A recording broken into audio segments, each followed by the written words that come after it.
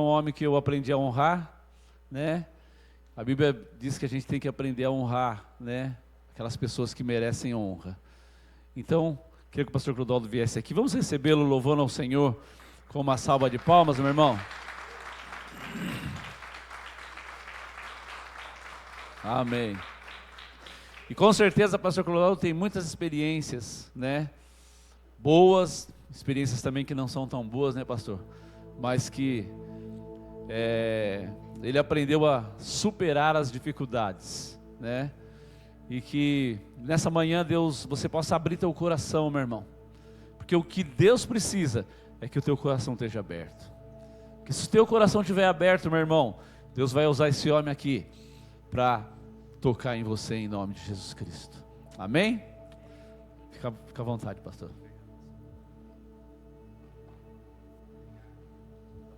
Bom dia, queridos, graça e paz, amém? 20 anos, hein? Meu Deus, meu Deus, meu Deus. Isso é motivo para glorificar a Deus. Sabe por quê? Porque desistir é mais fácil. Desistir sempre será mais fácil. Começar e não terminar sempre será o caminho que a gente vai escolher. Começar e não terminar. Você já parou para pensar quantas obras inacabadas nós temos na nossa vida? Você já parou para pensar a respeito do quanto a nossa vida ela podia ser diferente hoje, se tivéssemos sido só um pouquinho mais insistentes em algumas áreas, em algumas dificuldades que nós vivemos? Mas nós temos essa tendência de sempre buscar um lugar mais confortável. Nós queremos um lugar mais confortável, ainda que esse lugar confortável dure um pouco de tempo. Mas nós não temos a resiliência necessária, o esforço necessário para insistirmos apesar de todas as coisas. Então, chegar aqui e vê-los celebrando 20 anos de igreja, eu fico pensando, meu Deus do céu, é muita luta. Igreja não é como uma empresa. E olha que empresas não duram muito, né? Existem alguns estudos que mais de 80% das empresas abertas, em 3 anos elas fecham. Imagina a carreira da fé, onde a recompensa que você vai receber não vai ser aqui. Você já parou para pensar nisso, que a recompensa você não vai receber aqui? Você já parou para pensar que tudo que o Evangelho te propõe de absoluto não é aqui? Mas algumas pessoas elas não entenderam isso ainda, por isso que elas estão desistindo fácil. Mas Deus não restaurou meu casamento, será que vale a pena servir a Deus? Essa semana me fizeram uma pergunta interessante. Você é assim, pastor, Deus ama as pessoas? Eu falei, claro que ama. Então por que Ele deixa tanta tragédia acontecer? Uma pergunta simples, mas cuja resposta não é tão simples. Essas tragédias lá do Rio Grande do Sul, tem uma história de dos barcos, né? Porque a cidade de Porto Alegre, ela está toda debaixo d'água. Não é um exagero, o centro da cidade, a prefeitura da cidade, o terminal urbano da cidade, o museu da cidade, todo debaixo d'água, 2, 3 metros abaixo d'água. E lá eles andam de barco. E uma família estava passando de barco, né, resgatando as coisas, casa, aquela coisa toda. E de repente a filhinha disse, papai, tem uma boneca ali, eu queria aquela boneca, pega aquela boneca para mim. Quando chegaram lá não era uma boneca, era um bebê boiando morto. Duro isso. E aí vem a pergunta, como Deus permite isso? Só que dificilmente nós nos responsabilizamos pelas consequências dos nossos erros. Mas nós sempre queremos uma responsabilidade para alguém poder nos livrar. Interessante isso, né? Por que Deus permitiu isso? Por que Deus permitiu? Talvez a pergunta pudesse ser diferente. A pergunta pudesse ser: onde estava o seu coração antes das tragédias acontecerem? Onde estava o seu coração antes dos problemas mais difíceis da sua vida acontecerem? Hoje estavam sendo apresentadas as 2 crianças. Enquanto você falava, me veio um sentimento. Daqui a 10 anos, quem serão essas crianças? Daqui a 15 anos, se o nosso Senhor não tiver voltado, quem serão essas adolescentes? Daqui a 20 anos, quem serão essas jovens? Daqui a 30 anos, quem serão essas mulheres? Então nós não fazemos uma conta assim, desculpe, é aniversário, né? Mas enfim, é importante. Nós não fazemos uma conta, pastor Mauro, responsável. Nós não temos um relacionamento, na verdade, sério com Deus. Nós olhamos para um Senhor e nós temos muito sobre nós uma cultura de fé muito ruim. Muito ruim. Qual é essa cultura de fé? De vir buscar a minha bênção. Essa é uma cultura terrível. Nós não entendemos ainda que quando nos convertemos a Cristo, eu não sou aquele que recebe, eu sou aquele que dá. Porque um cristão genuíno não é quem recebe, é quem dá. Jesus disse que mais bem-aventurado é dar do que receber. Não existe bem-aventurança em receber, existe bem-aventurança em dar. Então, se é um homem de Deus genuíno, verdadeiramente um homem nascido de novo, uma mulher de Deus nascida de novo, a bem-aventurança não é receber. Então eu não venho aqui pela manhã para me receber. Eu não vim aqui hoje pela manhã para receber. Eu vim aqui hoje para dar. Porque receber o Pai, meu Pai Celestial está me dando todos os dias da minha vida. O dia que você abrir os teus olhos, o dia que veio o fôlego no teu pulmão, Ele já está te dando tudo que você precisa. Agora quem eu venho para dar a minha adoração, dar a minha devoção, dar o meu comprometimento com a igreja local. Então nós temos alguns vícios muito ruins como igreja. E nos momentos difíceis da vida, nós nos achamos ainda no direito de cobrarmos do Senhor por que aconteceu. É igual criança. Você tem menino pequeno em casa? Você percebeu que menino pequeno, criança é assim, ele apronta, aí o pai vai lá e disciplina e ele ainda fica indignado. Não é assim, criança, não é assim? Ele fica indignado. Ele apronta na escola, ele apronta em casa, ele estraga as coisas em casa, ele é desobediente, ele não faz o que se pede, e aí ele sofre os danos e ele ainda se acha injustiçado. Já se sentiu injustiçado alguma vez por Deus? Cuidado. Isso pode estar significando a infantilidade da nossa fé. E nós estamos vivendo alguns momentos que nós precisamos crescer. Eu quero falar um pouquinho sobre isso hoje. Que nós precisamos amadurecer. Não dá mais para ser, são 20 anos, pastor. Não é, Patrícia? Não é mais assim, não é uma igreja que nasceu agora. Não, precisamos amadurecer. Porque se não houver maturidade, você não vai suportar.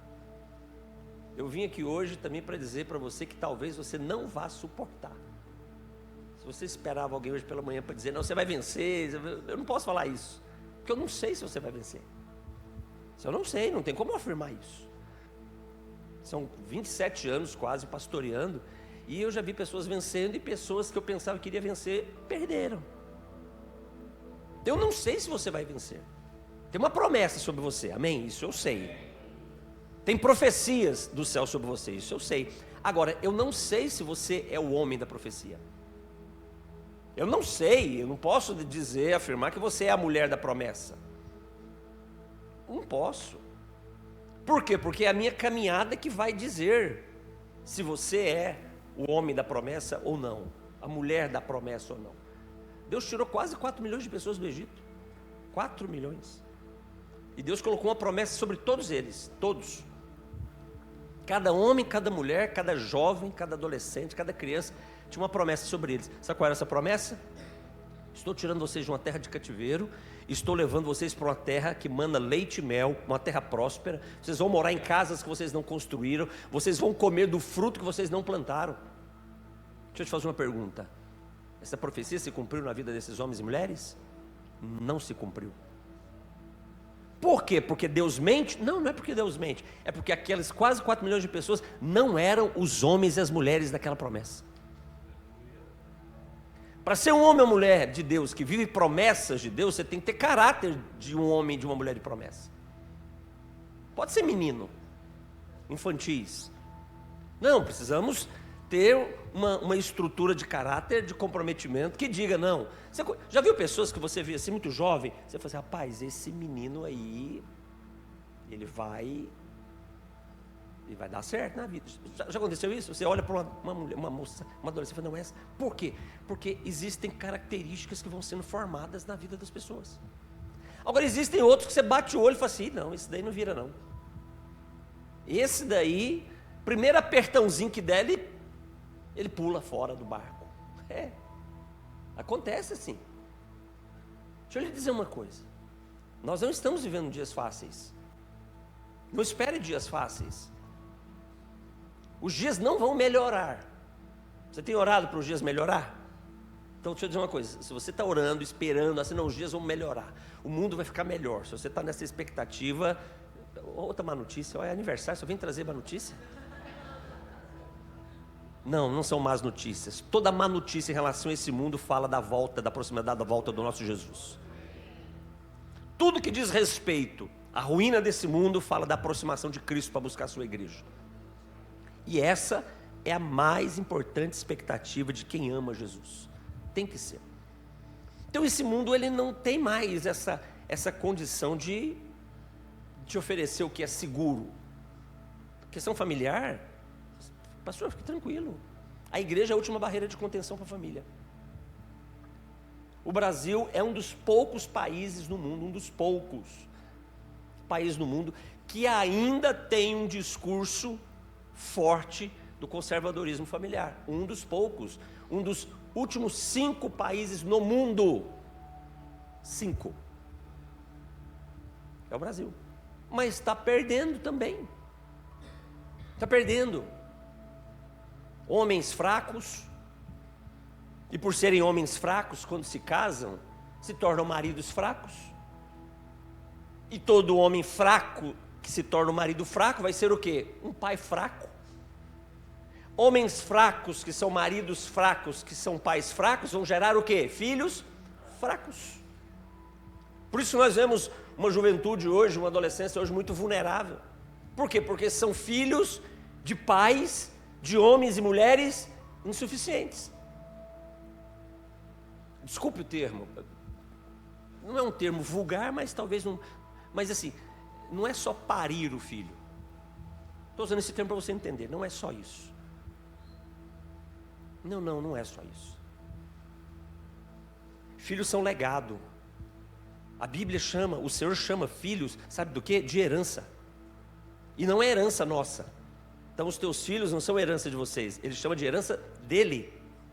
Ele é o dono do bem. Herança é algo que eu recebo, que não fui eu que produzi. Quem gerou foi o céu, e o céu me deu essa herança, que a Bíblia chama de filhos. Então nós vemos uma série de desordem, e eu quero tratar esse ambiente não falando do mundo, porque aí não tem jeito, estou falando da igreja. Quantos casamentos desordenados na igreja? Quantos casamentos que assim, deixariam assim, enciumados, cheios de inveja, muitas pessoas que estão no mundo que não conhecem Jesus, de pessoas que estão dentro da igreja, homens fracos, homens ausentes, homens omissos, homens que, assim, ele é masculino, mas não é homem, porque você pode, na biologia te define como masculino ou feminino, não tem outra definição, não tem como, você pode virar do avesso, tem jeito, ou é masculino ou é feminino, ou é homem ou é mulher, ou é gene XX ou é um gene XY, não tem um terceiro gene para definir sexualidade. A biologia te define como masculino, mas homem você decide ser.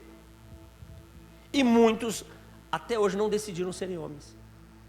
São meninos, são moleques. Meninos quando se casam não se tornam homens. Meninos quando se casam destroem mulheres. É o que nós temos visto hoje em dia. Então tem uma sequência de deterioração, e o problema é que isso veio para dentro do aspecto igreja. Pastor Mauro, pastora Patrícia, nós não podemos permitir. A igreja é a última barreira de contenção. A igreja tem essa responsabilidade de doutrinar. Sabe o que é doutrina? Regra. É a regra. Nós somos dessa época, né? Nós fomos numa época que ser evangélico era chique, não era? Lembra disso? Os artistas tudo se convertendo, jogador de futebol se convertendo entre aspas, né? Barrando fitinha, o nome de Jesus na testa, cantores, artistas de televisão. Essa semana vi uma notícia, né? Uma atriz de televisão que as igrejas, né, trouxeram para a televisão, que se converteu. Essa semana ela se casou com outra mulher. Eu achei interessante isso. Interessante, porque são frutos de uma geração onde era fashion, dava status ser cristão evangélico. Hoje não. Hoje, se você disser que você é um cristão, as pessoas vão olhar através. Tem alguém que trabalha na rede de ensino? Escola, professor, diretor? Tem aí? Pronto, chega lá. Você chega lá e diz assim, não, vamos orar. Fala na escola, como é que vai ser? Tranquilo? Abra a Bíblia. Fala, eu quero ler um texto da Bíblia aqui. Como é que vão te tratar? Não, você hoje é um cristão, você vai sofrer. As pessoas não querem a nossa fé. As pessoas não querem ouvir o que nós cremos. Elas não querem. Porque você ser um cristão significa você defender um casamento monogâmico entre um homem e uma mulher. Isso é ser um cristão. Ser um cristão é defender casamento entre um homem e uma mulher. E lá eles não acreditam nisso só, eles acreditam no casamento de qualquer jeito. Aí você vai dizer, não, mas o casamento certo é entre um homem e uma mulher, pronto. Já vão te acusar. Já vão te tratar com violência. Ou não é assim? Então esse mundo, não, o meu menino, não, ninguém vai falar para o meu filho que ele tem o direito de escolher a sexualidade dele. Fale isso para você ver. Não, você vai ser perseguido por causa disso, você vai ser discriminado por causa disso. Então esse mundo não nos quer. O que significa? Que se nós não apertarmos os parafusos, pastores, apertar os parafusinhos, porque assim, sabe aquela máquina que você trabalha com máquina, se você não aperta o parafuso da máquina, ela funciona, sim ou não? Mas toda desregulada. E a linha de produção é como? Toda fora de medida. A igreja precisa ajustar os seus parafusos. Porque senão, você corre, eu corro o risco de naquele grande dia não ir. Não ir com ele para a eternidade. Já parou para pensar nisso? Você vem aqui todo domingo pela manhã, as reuniões aqui são os domingos, né, pela manhã. Você está aqui e tal, se empenhando, mas chega naquele grande dia, vai fazer a chamada, você foi reprovado. Por quê? Porque o padrão que aprova não é o meu padrão.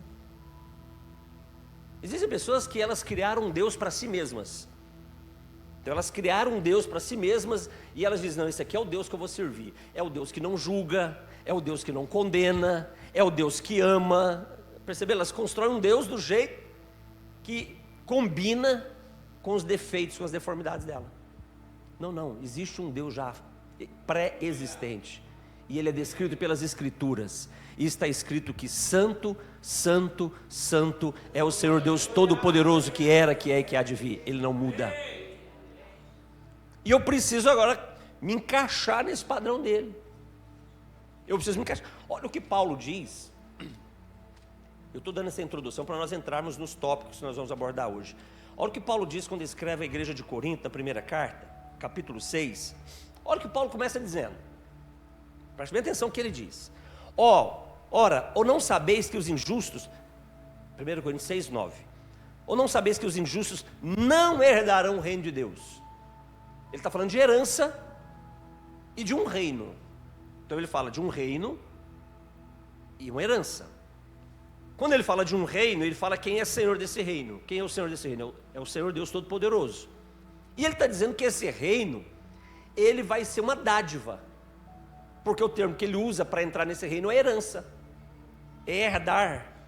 Herdar é receber. Herança. Então herança é aquilo que você não produziu para ter.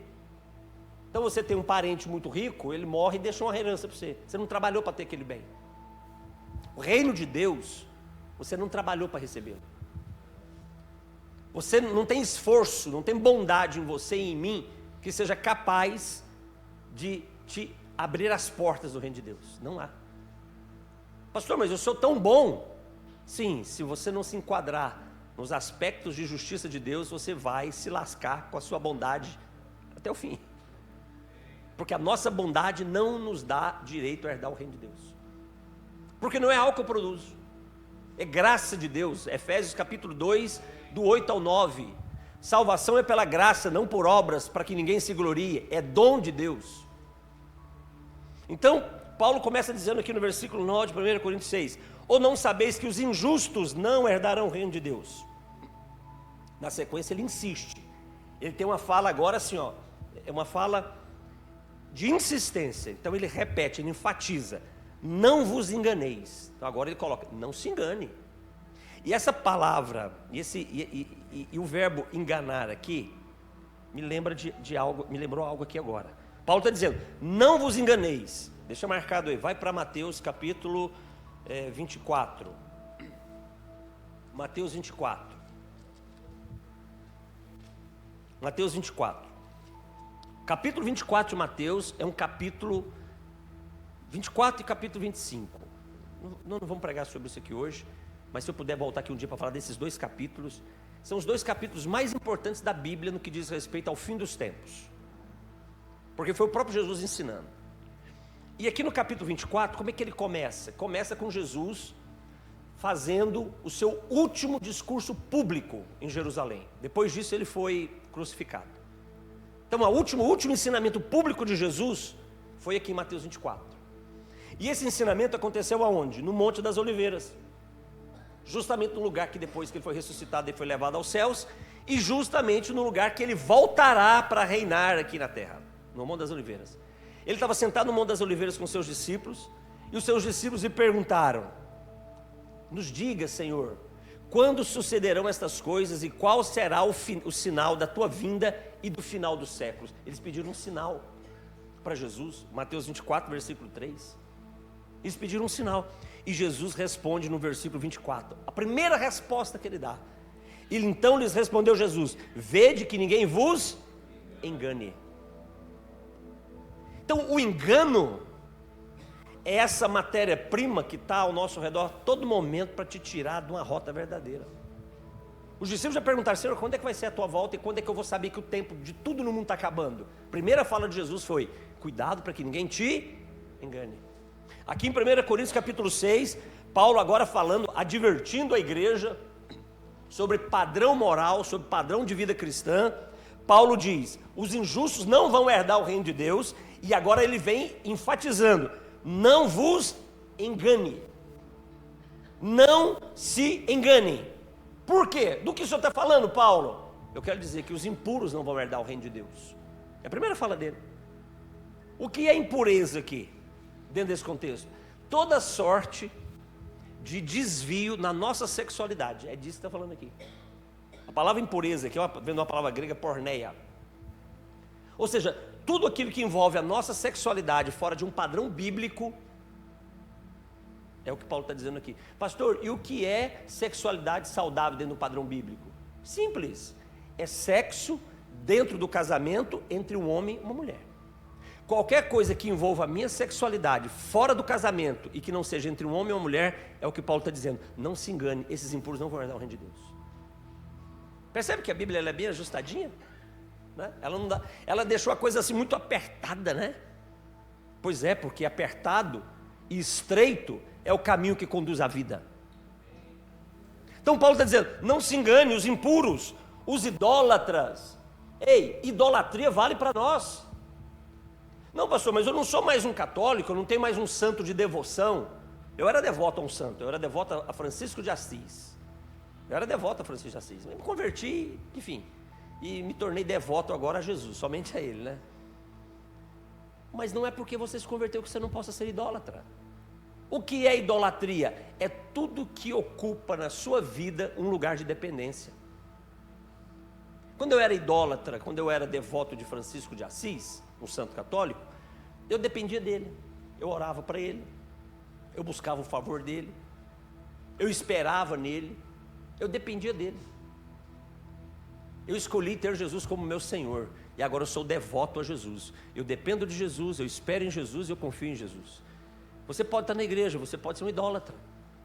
Idólatra do seu trabalho, idólatra do dinheiro que você ganha, idólatra dos bens que você possui. De repente você olha para os teus bens e você se sente seguro, porque você tem uma casa própria, porque você tem um terreno, você tem um lote, então você se sente seguro. Isso é idolatria. Você tem medo de perder o teu emprego? Amanhã você chega no seu trabalho, o seu gestor diz: ó, você está demitido. Como é que você fica? Imagina que eu estava vendo as imagens do Rio Grande do Sul, comércios, Giovanni, centenas de comércios com água pela metade da porta. Acabou o negócio daqueles empresários, acabou. Como é que eu fico? Idolatria é tudo aquilo que eu deposito a minha confiança, e quando eu perco o meu mundo. Quem tem Jesus jamais perde Jesus. Paulo está dizendo, não se engane. Os impuros, os idólatras, nem os adúlteros. Está escrito, irmãos. Você casou? Comeu a carne? Agora tem que roer o osso. Porque quando casa, antes de casar está tudo bem, né? Aí quando você casa é que você descobre. Talvez você não ouviu o conselho. Talvez te disseram, ó, fica esperta, não vai nessa não, que é uma barca. Vai nessa não, você não conhece, mas você quis ir. Adultério não é somente você, eu estou pegando essa linha, porque não é somente você ter um caso sexual, afetivo com uma pessoa fora do casamento. Não, adultério também é você se separar do teu marido, da tua esposa e casar de novo. Isso também é adultério. E esse é o adultério mais simples que acontece entre nós, pastor. Claro, existem motivos para que você possa se separar, mas é a exceção à regra. Hoje os pastores estão casando e se separando. O pastor casa uma vez, não deu certo, casou a segunda vez, não deu certo, casou a terceira vez, não deu certo. E ele está tentando aí, né? Ó, que coisa bonita. Tem gente que acha bonito ser feio, né? Paulo está dizendo, nem os adúlteros herdarão o reino dos céus. É o que está escrito na tua Bíblia? Paulo continua dizendo, nem os efeminados. E aqui entramos numa discussão muito crítica, né? Uma discussão muito complicada para os nossos dias atuais, existe uma força para impor que tratemos algumas coisas que não são naturais como se fossem naturais. E a igreja não sabe lidar com isso. A igreja, por exemplo, não sabe lidar com os homossexuais, ela não sabe, isso é um problema para nós. Porque a gente sabe lidar com o traficante, mas não sabe lidar com o homossexual. Interessante, a gente sabe lidar com o traficante, a gente consegue amar o traficante, abraçar o traficante, trazer ele para perto, mas a gente não consegue fazer isso com o homossexual. O traficante entra aqui, a gente fica até feliz, ó, que bênção, vai se converter, não é? Mas quando entra o homossexual, a gente fica todo desconcertado. Já percebeu esse ambiente? Eles precisam do evangelho e do amor que o evangelho expressa como qualquer outra pessoa que não conhece a Jesus. O mentiroso, a gente sabe conviver com o mentiroso, que é um filho do diabo. Quem mente é filho do diabo. A gente aceita o mentiroso na nossa casa. Você sabe que ele é um mentiroso? Você aceita ele sentar na mesa com você para tomar café? Você aceita ele conversar com os teus filhos? Um mentiroso. E nós não sabemos lidar com uma pessoa que fez uma opção em relação à sua sexualidade diferente daquela que nós cremos biblicamente. Nós não sabemos. Percebe como está meio doente o nosso cristianismo? Porque o amor que ama e suporta o mentiroso, que ama e suporta o traficante, que ama e suporta o mal pagador, que ama e suporta o que fala mal dos outros, porque o que não falta, aqui não, aqui é bênção, estou falando daquele lado lá nosso, o que não falta na igreja é a gente para falar mal um do outro. É o mesmo amor que tem que amar esses que tem uma escolha diferente, porque é o amor que salva. É o amor de Cristo em nós que vai salvar alguém. E Paulo está dizendo que tais pessoas não vão herdar o reino de Deus. Nem os sodomitas, nem os ladrões, nem os avarentos, nem os bêbados, nem os... Se eu for do jeito que eu estou indo, eu vou pregar só isso aqui hoje, né? Nem os maldizentes, nem os roubadores herdarão o reino de Deus. Paulo está dizendo que não vai herdar. Agora, eu quero chamar a sua atenção para o versículo 11. Olha o que ele diz no versículo 11 aí na sua Bíblia. Ele está dizendo que eu e você fomos alguns destes um dia. Eu e você fomos algum desses aqui. Desses impuros, idólatras, adúlteros, efeminados, sodomitas, ladrões, avarentos, bêbados, maldizentes, roubadores. Paulo está dizendo, vocês foram alguns destes um dia. Vocês foram, mas e hoje? E hoje?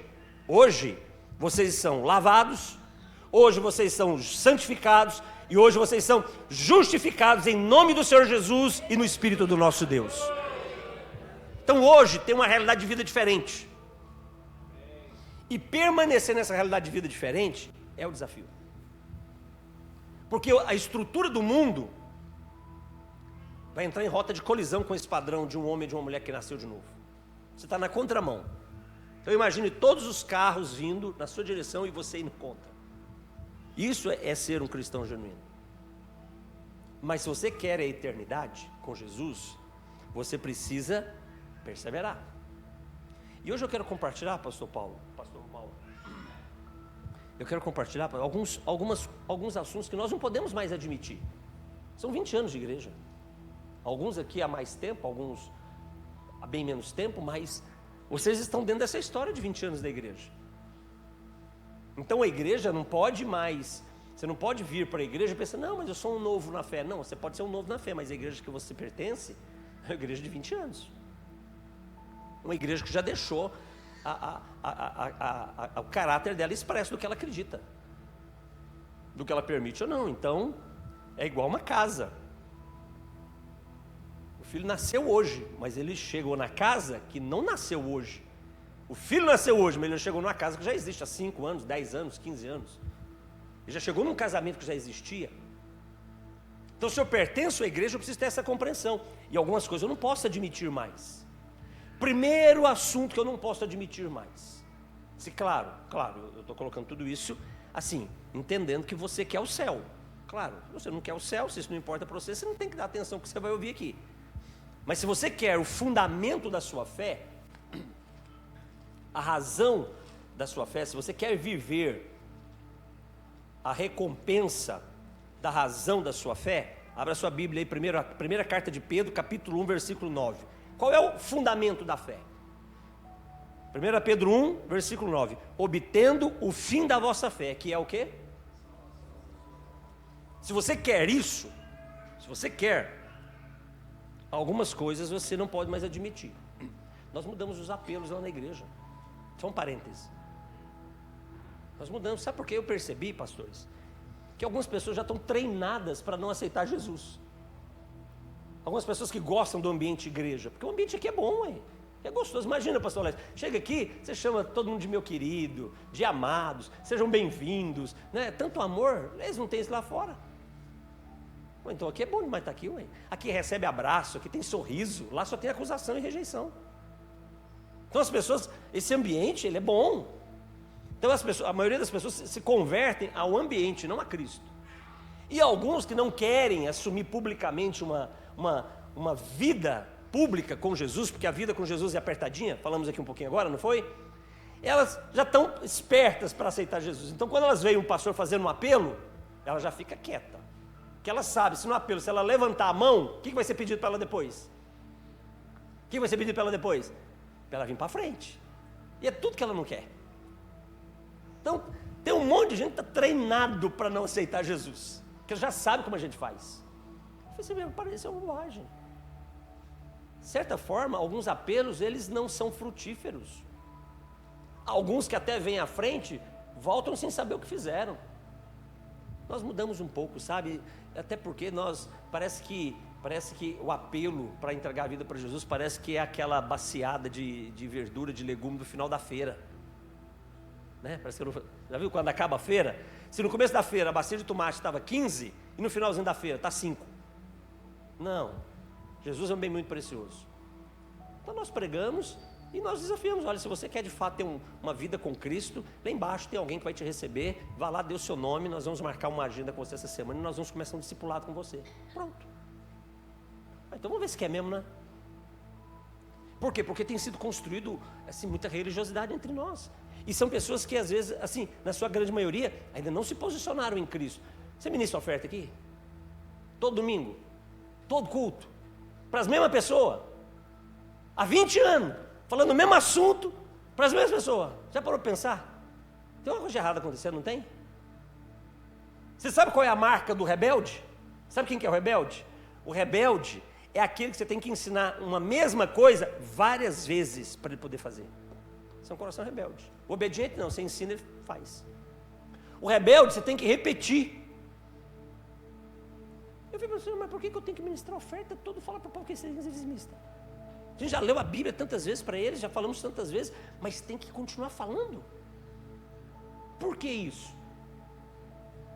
Você já teve, estou falando com vocês, vocês estão segurando essa arca há 20 anos, né? Aqui não, eu vou falar de algo que já vivi lá, aqui você nunca viveu isso. Vem alguém com problema no casamento, aí senta com vocês, 3 horas conversando, porque nunca é uma conversa de 10, 15 minutos. Nunca. É sempre uma conversa de 2, 3 horas, e um looping, né? Ela conta a história, quando acaba, conta de novo, não é assim? E a gente paciente, a gente ouve, né? Aí ela acaba de falar e você dá o conselho. Ó, faz A, B, C e D. Aí essa pessoa, eles pegam o conselho, vai e faz, não faz? Não faz o conselho? Não segue? Faz tudo de um jeito que você disse. Por quê? Por quê? Você pega um casal de jovens, né? Os jovens, eu falei, não, gente, não existe namoro. Eles vêm pedir para mim abençoar namoro. Eu falei, vocês estão malucos? Como é que eu vou abençoar namoro? Primeiro, não existe esse padrão na Bíblia de namoro, existe compromisso para o casamento. Aí eu chamo o pai e a mãe da moça, eu falei assim, tá bom, você quer que esse barbudo aqui ficar relando a barba dele no pescoço da sua filha? É problema teu. É problema teu. Eles vão grudar, eles vão se tocar, e se eles se tocarem, eles não vão se segurar. É responsabilidade tua, pai e mãe. Como é que eu vou abençoar aquilo que a Bíblia diz que não vai dar certo? Seguem conselhos? Não seguem conselhos. Por que que isso acontece? Porque as pessoas, elas se converteram a uma estrutura, mas não se converteram a Jesus. Pastor, como é que eu posso saber se eu me converti a Jesus? É simples, você tem medo de Jesus? A gente não, às vezes não para pensar nisso, né? Você já parou para pensar o que Jesus pode fazer com você se você não fizer o que Ele quer? Você sabia que Jesus é Ele quem vai condenar ao lago de fogo todos aqueles que não tiverem os seus nomes escritos no livro da vida? Você sabia disso? É Ele. Ele vai nominalmente lançar no lago de fogo. Mateus 25 diz que Ele vai separar as ovelhas dos bodes. Está lá em Mateus 25. Você tem que temer Jesus, porque se você não temer Jesus, você não serve Jesus.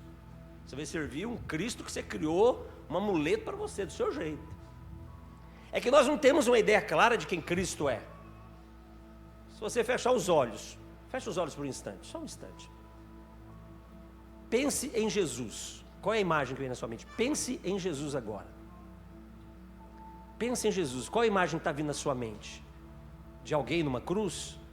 Alguém com uma coroa de espinhos na cabeça? Mãos furadas?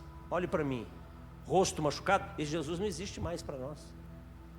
Esse Jesus aí acabou há quase 2000 anos atrás para nós. Qual é o Jesus que existe hoje?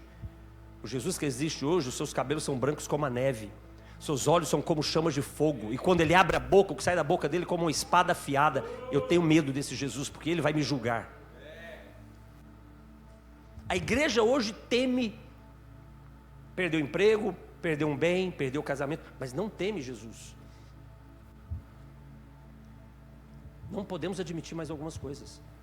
Se você quer o céu, claro. Primeira coisa primeiro ambiente que você não pode mais admitir na sua vida. Você não pode admitir não ser, essa é a forma de qualificar. Você não pode admitir não ser abundante em frutificar e ter expressões de alguém que é guiado pelo Espírito Santo. Você compreendeu a frase? Você não pode admitir não ser abundante, não frutificar e não ter expressões de alguém que é guiado pelo Espírito Santo. Você não pode admitir isso. Você tem que ter frutos abundantes e expressivos do Espírito Santo te guiando. Tem dois tipos de frutos que a Bíblia fala no Novo Testamento. O primeiro fruto, esse fruto ele é ensinado lá em Gálatas 5, que é o fruto do Espírito Santo. O fruto do Espírito Santo é mais ou menos assim, igual o suco do Chaves. Lembra do suco do Chaves? O suco do Chaves era do quê? De quê? Gente, vocês assistem, eu sei que vocês conhecem os Chaves. O suco do Chaves era do quê? De tamarindo. Tinha gosto do quê? Gosto do quê? Não entendi.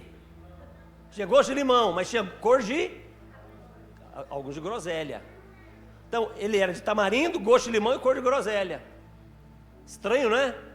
Fruto do Espírito Santo é mais ou menos assim. O fruto do Espírito Santo, ele é um fruto só, que tem 9 características diferentes. Essas 9 características: amor, paz, alegria, bondade, benignidade, fidelidade, mansidão, domínio próprio. 9 características diferentes. Se eu sou guiado pelo Espírito Santo, eu não posso admitir não ser abundante e não ter expressões de quem tem as qualidades do Espírito Santo. É simples assim. 9 características. E essas 9 características do Espírito Santo, elas são de relacionamento. São de relacionamentos entre nós aqui. Deixa eu dizer uma coisa, queridos. Se nós temos problemas de relacionamento onde nós estamos, em qualquer lugar, a igreja, o trabalho, em casa, e você é um cristão, cuidado. Pode ser que você não nasceu de novo. Sabe por quê? Porque quem nasceu de novo recebe o Espírito Santo, tem que frutificar a qualidade desse novo nascimento. Tem que frutificar. Você planta uma semente de laranja, alguma semente de laranja no seu quintal, e você acha normal nascer um pé de mamão daquela semente de laranja? Você acha normal? É normal isso? Você é um crente em Jesus, o Espírito Santo habita em você, e o fruto do Espírito Santo são frutos de relacionamento. Se existe inveja, se existe ciúme, se existe disputa, se existe contenda, cuidado, você pode não ter nascido de novo, você pode participar de uma igreja, mas você talvez ainda não pertença à igreja de Jesus, porque a igreja é um corpo, e não tem como um corpo estranho permanecer no corpo verdadeiro. Não tem como. Então eu não posso admitir não ser abundante e não frutificar em expressões de quem é guiado pelo Espírito Santo. Eu preciso ter essas características sendo expressas. Segundo tipo de fruto que a Bíblia fala no Novo Testamento, segunda qualidade de fruto, sabe qual é? Ganhar almas. É a segunda qualidade de fruto. Você sabia que nós temos o dever de ganhar almas? O dever é um mandamento. Talvez você pensou durante um bom tempo que isso era dever do pastor Mauro, da pastora Patrícia, do pastor Alex, dos presbíteros, dos obreiros da igreja. Não, não. Ganhar alma é um mandamento. Evangelho de João capítulo 15, Jesus diz: eu sou a videira verdadeira, vocês são os ramos. Ele é a videira, eu e vocês somos os ramos. E Jesus diz: e todo ramo que não dá fruto, o que ele faz? Por quê? Pastor, sabe como é que é essa questão do ramo que não dá fruto? Não é que um ramo deixa de dar fruto, é que a videira, ela tem naturalmente ramos que frutificam e ela tem naturalmente ramos que não frutificam. E estão nela. Olha que interessante. Então existem ramos que não frutificam e que nasceram na videira. E o agricultor vai lá e corta, sabe por quê? Porque esse ramo que não dá fruto, ele tira a força do ramo que dá fruto. João 15, Jesus diz: eu sou a videira, vocês são os ramos e meu pai é o agricultor. E todo ramo que não dá fruto, meu pai corta. Olha que palavra dura. Esse texto está falando de ganhar almas. Esse texto está falando da nossa capacidade, da nossa responsabilidade de pregarmos o Evangelho. 20 anos, você está aqui há quantos anos? Quantas almas você já ganhou para Jesus? Quantas almas? Porque talvez você dizer: pastor, ó, eu não sou adúltero, eu não estou roubando, eu não mato, não roubo, não estou mentindo, né? Não, mas você ganha almas. Você ganha almas. Você fala do amor de Deus para as pessoas lá fora, você convida pessoas para vir à igreja, porque a igreja é uma forma de ganhar almas de forma indireta também. Você ganha almas. Porque se você não ganha almas, deixa eu te lembrar uma coisa: o mesmo Deus que disse não adulterarás, não matarás e não roubarás, ele disse: ide e pregai o Evangelho. Marcos 16:15.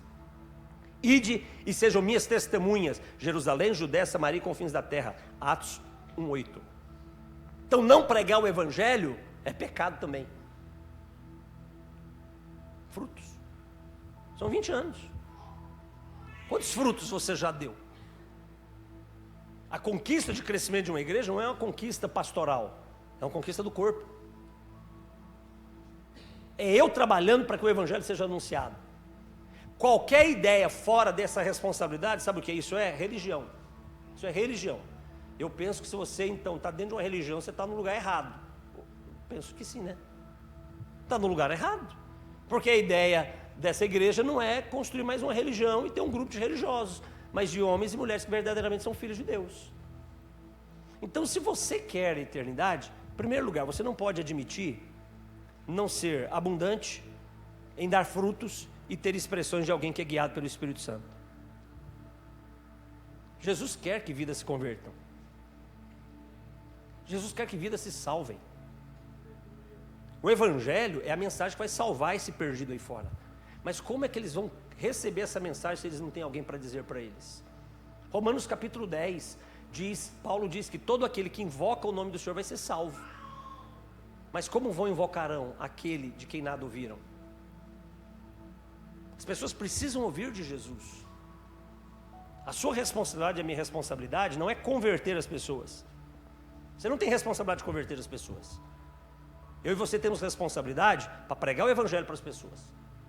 Para dizer para as pessoas, olha, você precisa de Jesus na tua vida. Por que que eu preciso? Porque por causa do pecado, você perdeu a glória de Deus. E por causa do pecado, você vai receber um salário. Não é o que a Bíblia diz em Romanos 6, 23? O salário do pecado é o quê? Ali fala que é salário. O que é salário? É pagamento recorrente. A Bíblia não diz que pecado é um pagamento, ou seja, você pecou e recebeu um pagamento único. Lá diz que pecado é salário. Ou seja, vai bater na sua porta todo mês, vai bater na sua casa todo mês, vai tocar na tua família todo mês. Só há uma forma de cortar, de impedir esse pagamento mensal. Quando eu entrego a minha vida para Jesus, confesso os meus pecados e agora vivo uma nova vida em Cristo. As pessoas precisam ouvir isso. Elas estão precisando ouvir isso. Eu e você como igreja, nós temos a resposta para esse mundo perdido. O governo não tem, as organizações sociais não têm. A igreja tem. Você como igreja tem resposta para esse mundo perdido. Dizer para eles, vocês pecaram e vocês precisam de Jesus. Por que eu preciso de Jesus? Porque Ele é o único que pode perdoar o teu pecado. Ele é o único que pode apagar o teu pecado. E o restante, deixa o Espírito Santo fazer. Isso é obra do Espírito Santo, convencer o coração do homem. Não é obra nossa. Qual é a nossa obra? Frutificar, ser abundante nos frutos. Amém, queridos? Amém. Vocês estão aqui? Amém. Ô, gente, eu estou feliz em trazer essa palavra de amor aqui no aniversário da igreja. Não, eu quero o céu, irmãos. Eu quero o céu, não quero outro lugar, não. Pastor Mauro, eu estou cansado. Fisicamente estou cansado. Mas você me mandou a mensagem e hoje eu estava em casa. Como é que eu não vou vir aqui? Eu queria hoje ficar dormindo até umas 10 horas, descansar um pouco mais, que é quando eu tenho para descansar. Mas a Bíblia diz, ai de mim se não pregar o Evangelho. Aí eu falo, mas como é que eu não vou? Fala para mim, como é que eu não vou? Claro, eu amo vocês, mas eu vim mais aqui por temor ao meu Senhor. Essa tem que ser a força que me move. O temor ao nome do Senhor tem que ser o que te move.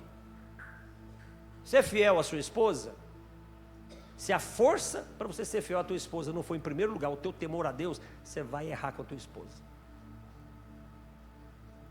Solteiros aqui, quem está solteiro aqui? E quer casar?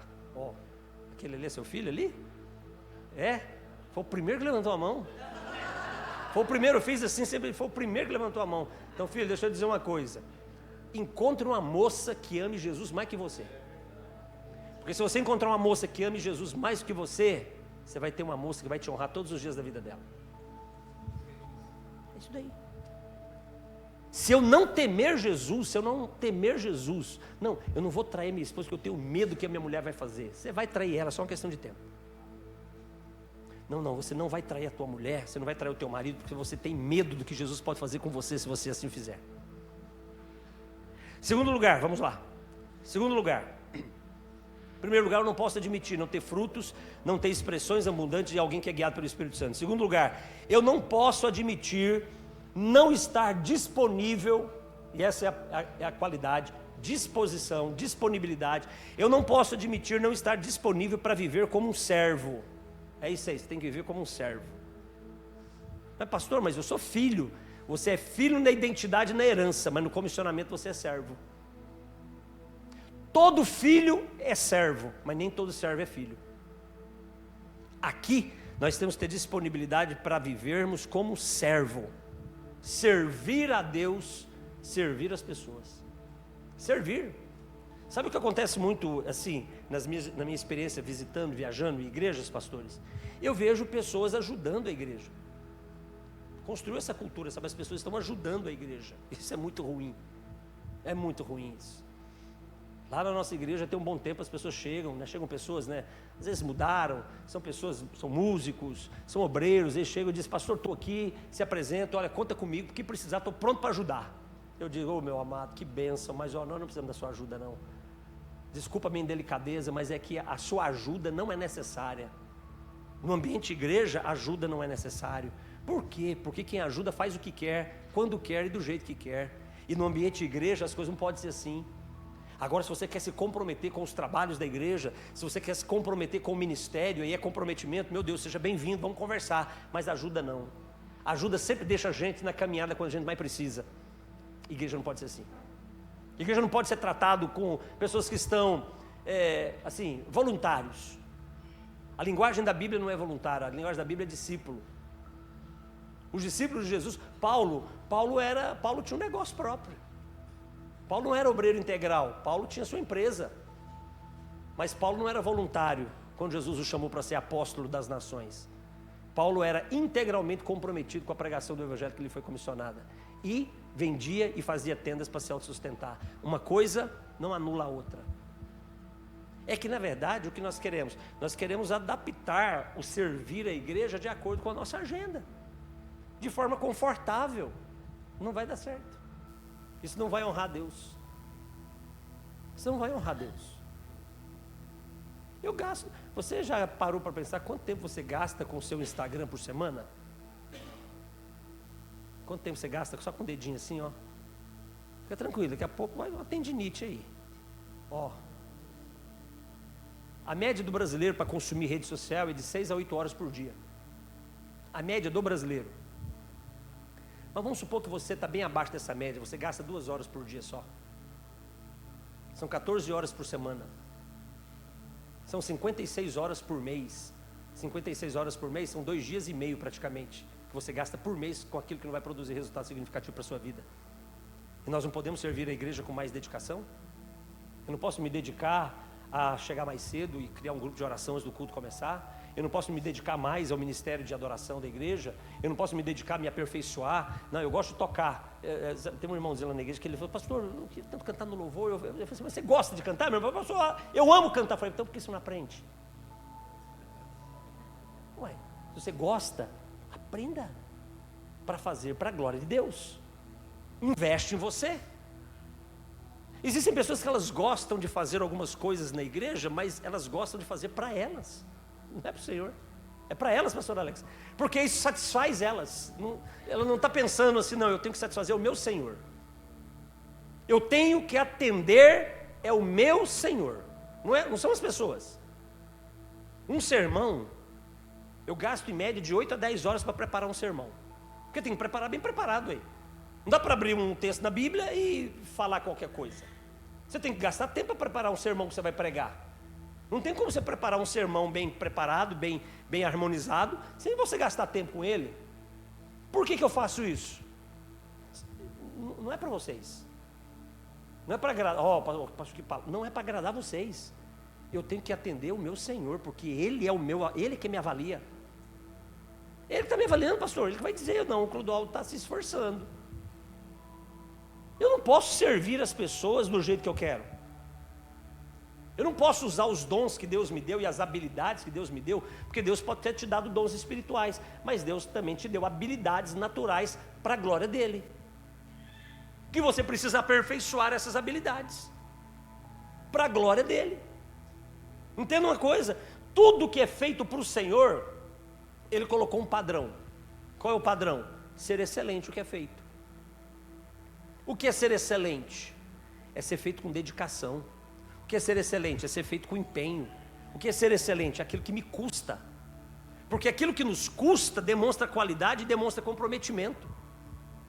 Você, esposa, no dia dos namorados, teu marido chega com uma flor que você sabe que pagou no semáforo R$10 por ela. Fácil demais, ele parou no semáforo, o vendedor já chegou. Ele só estendeu o braço, abriu a carteira, pagou e levou para você. Você já parou para pensar nisso? Comprometimento gera dedicação. Comprometimento gera trabalho.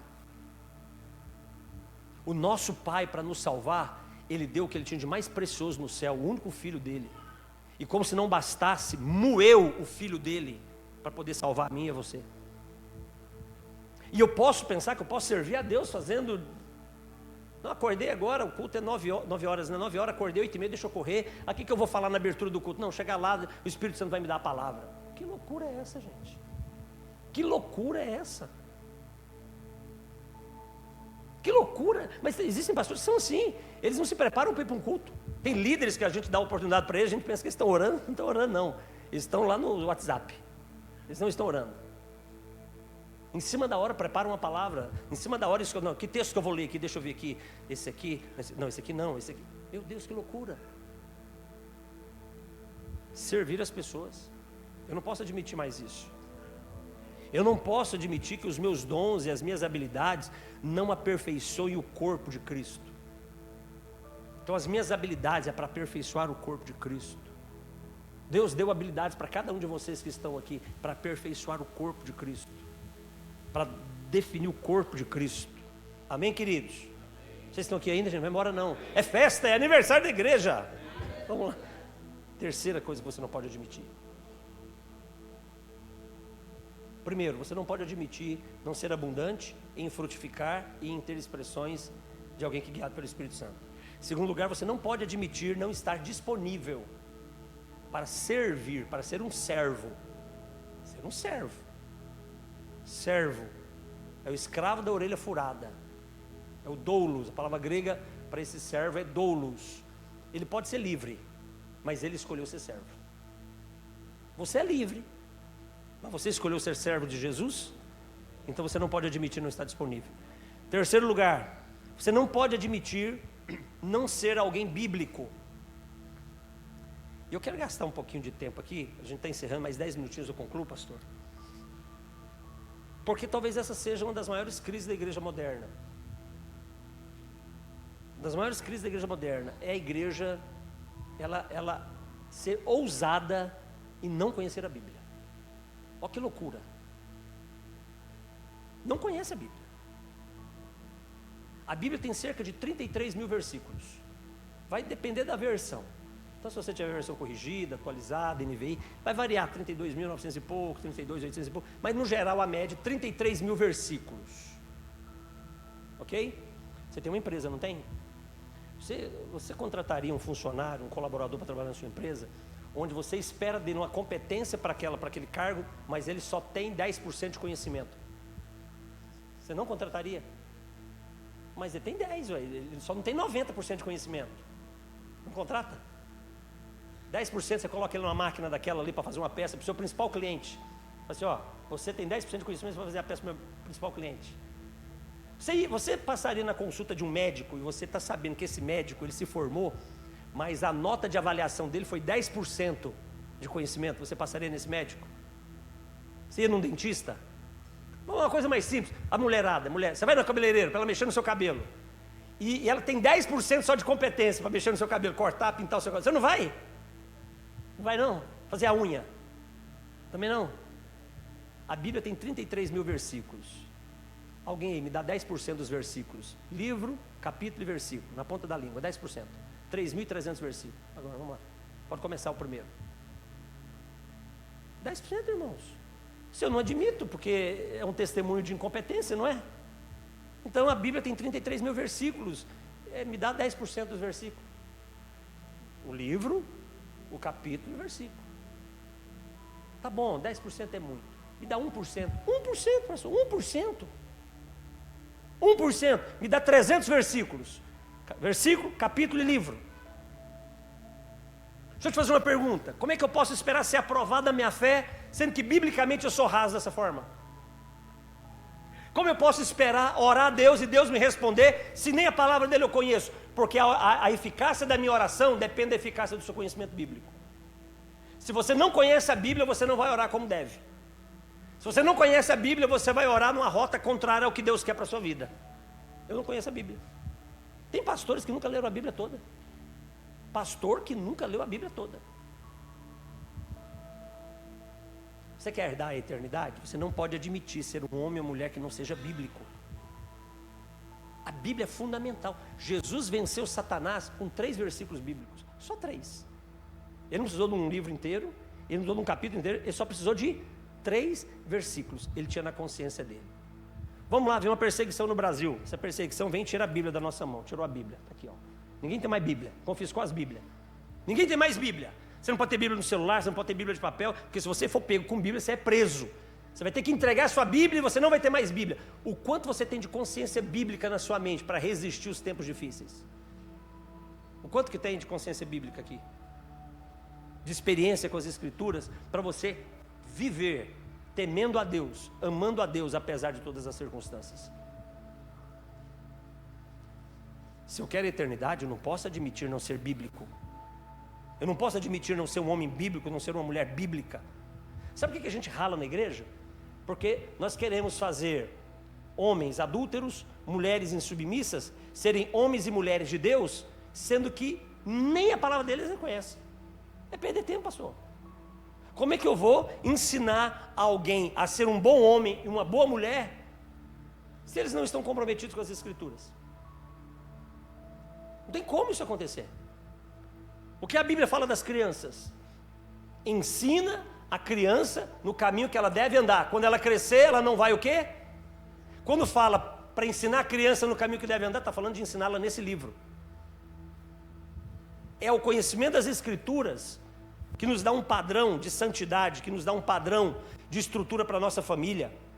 Agora, como eu vou ter um padrão de estrutura para a minha família se eu não tenho conhecimento bíblico? E se eu não tenho conhecimento bíblico, como é que eu vou ter prática bíblica? E se eu não tenho prática bíblica, como é que eu vou ter consciência bíblica? Ou seja, a Bíblia governando as minhas decisões. Você já ouviu, já saiu da sua boca assim, mas como é que pode? Ele é um homem de Deus. Aí a pergunta tem que ser, mas por que eu estou dizendo que ele é um homem de Deus? Ah, porque ele vai à igreja. Ah, então ele vai à igreja, ele é um homem de Deus? Ok, então eu entrei numa garagem, eu virei um carro. Não. Pessoas que estão na igreja não necessariamente são homens e mulheres de Deus. Eles apenas estão na igreja. Para serem homens e mulheres de Deus, precisam ser homens bíblicos. Sem conhecimento bíblico, eu estou vulnerável. Você está vulnerável ao pecado. Sabe por que tem pecados que eles nunca saem da nossa vida? Pecados que você fica liberto deles um tempo, depois volta de novo. Sabe por quê? Porque falta Bíblia no seu coração. Salmo 119, versículo 11. Está escrito no Salmo 119, versículo 11. Guardei a tua palavra no meu coração para não pecar contra ti. Quando a Bíblia faz parte da nossa consciência, nós resistimos ao pecado. Homens e mulheres bíblicos, são homens e mulheres que certamente vencerão o pecado. Homens e mulheres sem conhecimento bíblico, são homens e mulheres que inevitavelmente vão ceder ao pecado. Por que tanto engano? Eu quero já partir para o encerramento. Começamos falando de não vos enganeis, não foi?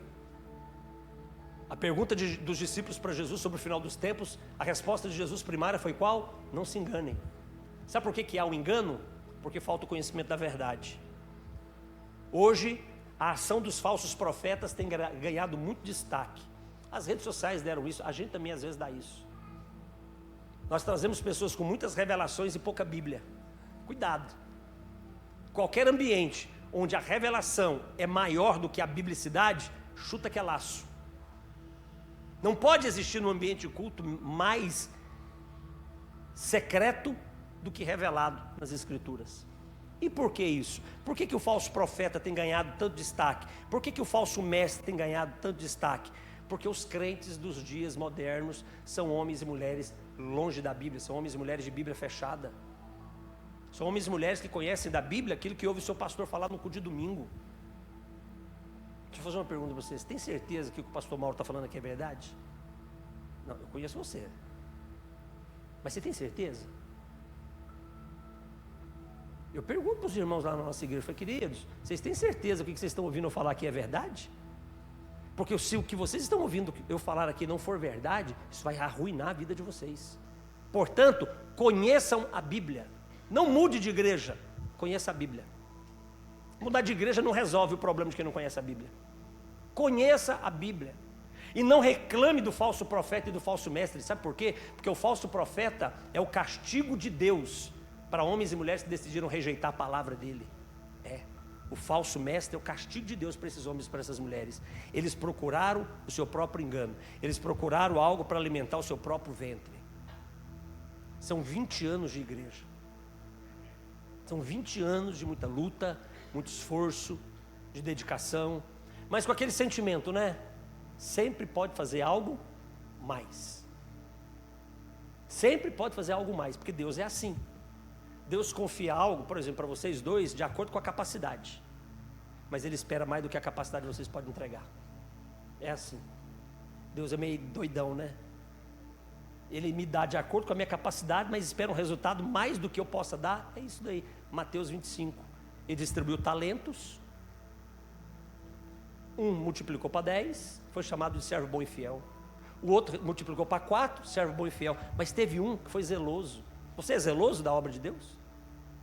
Foi cuidadoso, protegeu, não perdeu, não sofreu dano.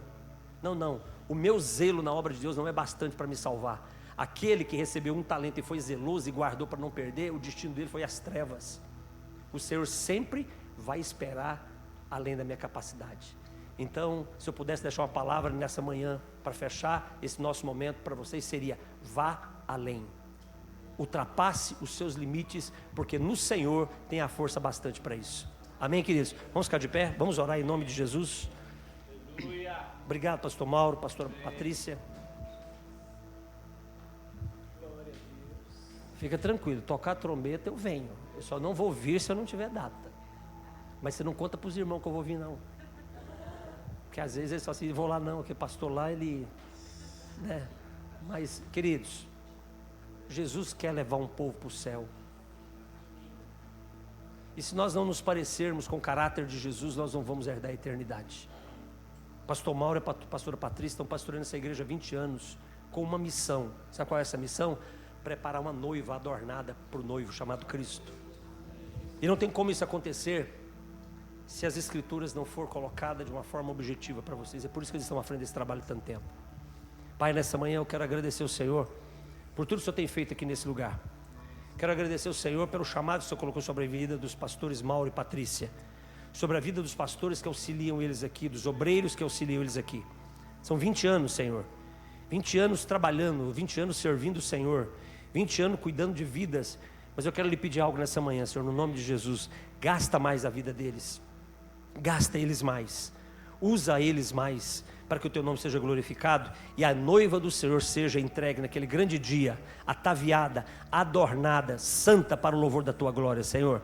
Para todos quantos foram os anos até agora deles aqui nesse lugar, que o Senhor os abençoe para a glória do teu nome e que eles sejam luz no meio dessas trevas, para a glória do teu nome. Assim nós oramos no nome daquele a quem tanto amamos e aguardamos que volte para nos buscar, no nome de Jesus. Amém, amém, amém. Amém, queridos. Deus abençoe vocês. Um beijo no coração de vocês. Aleluia, amém? Vou sentar um pouquinho. Falei para você que você recebeu uma palavra poderosa do Senhor. Amém? Agora o negócio é o que nós vamos fazer com essa palavra. Quais os frutos que ela vai gerar dentro da gente.